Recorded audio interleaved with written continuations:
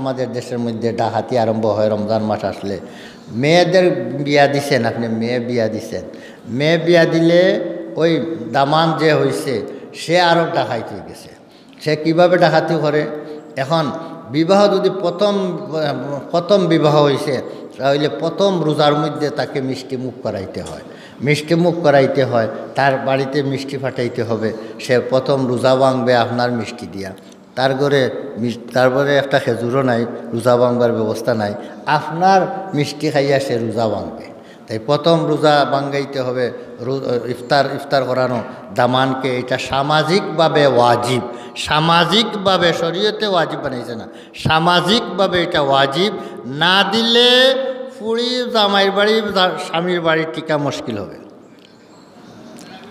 এই জন্য এটা প্রথম হইল এক ওয়াজিব। এরপরে আপনি ধীরে স্থিরে রেডি হন, রেডি হইয়া একটু বেশ করিয়া দেওয়ার লাগিয়া, যাতে শুধু এই পরিবারে খাইলে হবে না, বরং সারা বাড়িওয়ালা খাইবে, সারা গোষ্ঠী খাইবে, এমনকি সারা গ্রামওয়ালাও খাইতে হবে। অমুকের ইফতারি আসছে। এই যে ইফতারির যে প্রথাটা যে আসছে আমাদের সমাজে, না দিলে না হয়। একটা হাদিসের মধ্যে আছে, নবী করিম সাল্লাল্লাহু আলাইহি ওয়াসাল্লাম ফরমান, যে ব্যক্তি কোনো রোজাদারকে ইফতার করাইবে সেই ব্যক্তি ইফতার করানোর কারণে কানা মাগফিরাতান লিযুনুবিহি, তার সকল সগীরা গুনাহ আল্লাহ মাফ করে দিবে যে ইফতার করাইবে। এবং এর সাথে সাথে ইতকা রাকাবাতিহি মিনান নার, জাহান্নামের আগুন থেকে তার গর্দনাকে আজাদ করে দিবেন। 3 নম্বর, ওই ব্যক্তি যাকে ইফতার করাইলেন তার রোজা রাখিয়া যতটুকু সওয়াব পাইছেন এর সমতুল্য সওয়াব যে ইফতার করাইছেন তাকে আল্লাহ দিয়ে দিবেন। তবে যে রোজা রাখছে তার সওয়াব খাটিয়া আনিয়া নয়, তার সওয়াব তার জায়গায় আছে, অতিরিক্ত আল্লাহ পাকের পক্ষ থেকে ওই ব্যক্তি খাওয়ানোওয়ালাকে আল্লাহ এই সওয়াব দিয়ে দেবে। এই জন্য মানুষ তালাশ করে নেককারকে খাওয়ানোর চিন্তা করে, রমজান মাসে ইফতার করার চিন্তা করে। কেন? যে ওই ব্যক্তি রোজা রাখলে তো সবে তো রোজা রাখিয়ে সওয়াব সমান পায় না। কেউ রোজা রাখিয়ে পুরা সওয়াব পায়, কেউ রোজা রাখিয়ে অর্ধেকও পায় না, কেউ রোজা রাখিয়ে সাইরানাও পায় না। এই জন্য রোজাদারের মধ্যে ব্যবধান আছে। তাই ভালো মানুষকে ইফতার করানোর চেষ্টা করেন অনেক মানুষে, যাতে ওই ব্যক্তি সওয়াব যেগুলো অর্জন করছেন আমি ইফতার করাইয়া এর সমতুল্য সওয়াবটা পাইতে পারি। যাই হোক, এটা হইল ইফতার করানোর সওয়াব হাদিসের মধ্যে আছে। এর অর্থ এটা কোন জায়গায় কোন সময়ে এই অবস্থাটা? সেই অবস্থা হইল একজন মানুষকে আপনি পাইছেন সামনে, পাইয়া উনাকে আপনি ইফতার করান। আপনি একজন মানুষ দিনমজুর, তাকে আপনি ধরিয়া নিয়ে ইফতার করান। এইভাবে সুযোগ সুবিধায় একজন মানুষকে আপনি মেহমানদারি করবেন, রোজা ভাঙ্গানির জন্য পয়সা দিবেন, আপনি ইফতার করাইবেন। সেই ইফতারের দ্বারা আপনি সেই সওয়াব পাবেন। কিন্তু যেখানের মধ্যে সামাজিকভাবে বাধ্যবাধকতা আছে, সামাজিকভাবে যেখানে বাধ্যবাধকতা আছে, না দিলে না হয়, না দিলে না হবে, এমন বাধ্যবাধকতা যেখানে আসে সেই জায়গার মধ্যে দেওয়ার আর নফল থাকে নাই। এটা তো নফল এবাদতের কথা বলছেন, খাওয়াইবেন আপনি নফল হিসাবে, না খাওয়াইলে কোনো অসুবিধা হবে না, খাওয়াইলে সওয়াব পাইবেন। কিন্তু যেখানের মধ্যে না খাওয়াইলে সমস্যা হবে, ফুড়ি বা স্বামীর বাড়ি টিকতে পারবে না। আরও যত মহিলারা আছে সবাই খালি ওই মহিলাকে টুটলাইবে আর বলবে, কী রে তোর বাপ এখনও আসে না, রোজা চলে যাইতেছে, তোমার বাপের কোনো খবর নাই। এইভাবে বুড়ি সেখানে মুখ দেখাইতে পারতেছে না, বারবার খালি ফোন করতেছে। এই যে সমস্যা সামাজিকভাবে লাজিম বানিয়ে দেওয়া হয়েছে, এই যে জিনিসটা শরীয়তে বাধ্যবাধকতা করে নাই, সমাজ যদি এটাকে বাধ্যবাধকতা বানিয়ে নেয়, এটার নাম রসুম। এটার নাম কি হয়ে যায়? এটার নাম হয়ে যায় রসুমাত। তাই আর রসুমাত পালন করা হারাম। এই জন্য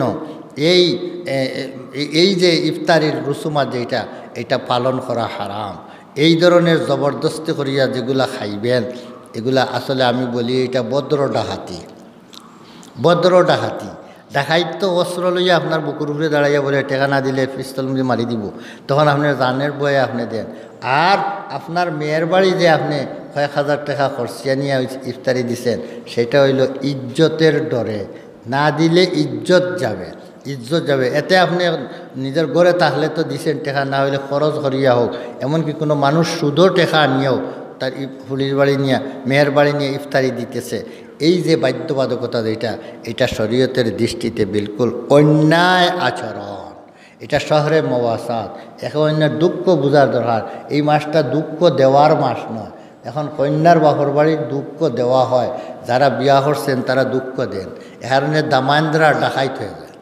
দামান্দ্রা রমজান আসলে ডাকাতিতে আরম্ভ হয়ে যায়। কার বাড়ি ডাকাইতে করবে? শ্বশুরের বাড়ি। শ্বশুরের বাড়ি। শ্বশুর না দিলে শ্বশুরের ইজ্জত যাবে। শ্বশুর ভয়ে, ইজ্জতের ভয়ে দামদের বাড়ি দিতে বাধ্য।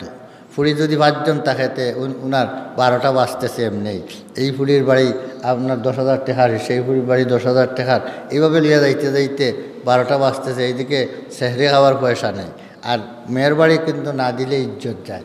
এই জন্য এটা ঋণ করিয়ে এটা করতে হয়। এই জন্য আমাদের সমাজের মধ্যে এই জিনিসটাকে বন্ধ করার দরকার। কিভাবে বন্ধ করবেন? যাদের মেয়ে আছে, মেয়ের বাপ বন্ধ করতে পারবেন না।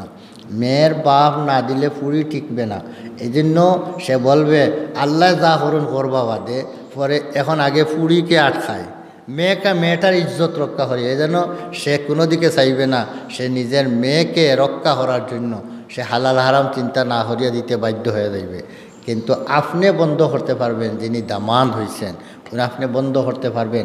আপনি তো খাইতে বাধ্য না, আপনি তো খাওয়ার জন্য বাধ্য না, সেই ব্যক্তি তো দিতে বাধ্য, আপনি খাওয়ার জন্য বাধ্য নয়। এই জন্য আপনি যদি বলে দেন যে আমার শ্বশুর বাড়ি, আপনি জানিয়ে দেন আপনার শ্বশুর বাড়ি যে পিছনে যা দিছেন এই বছর থেকে আর কোনো ইফতারি দিবেন না, আমরা খাইব না। আর যদি দেন ফেরত পাঠাইব।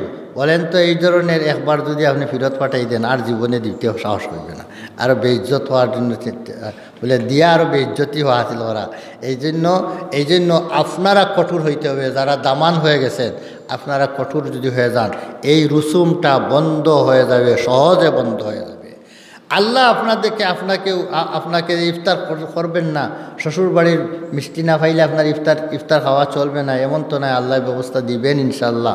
এই জন্য ওই হারাম আর জুলমের পতাটা বন্ধ করার দরকার সমাজ থেকে।